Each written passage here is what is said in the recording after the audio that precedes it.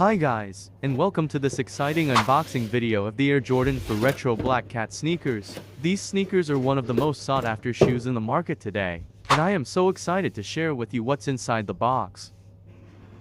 The Air Jordan 4 Retro Black Cat sneakers come in a sleek and stylish black box with the iconic Jumpman logo on the top. As we open the box, we are greeted with the stunning silhouette of the shoes wrapped in black tissue paper.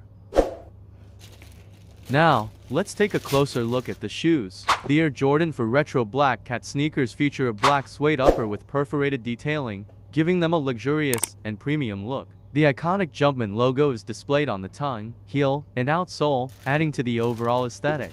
These sneakers also feature a white midsole with black detailing and a black outsole, giving them a classic and timeless vibe. The Air Jordan 4 Retro Black Cat sneakers are perfect for any occasion, whether you're going out with friends or hitting the court.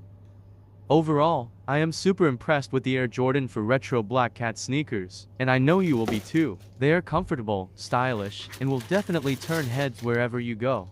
Thanks to Moonkick for coming through. He'll leave all their links in the description so you guys can check them out.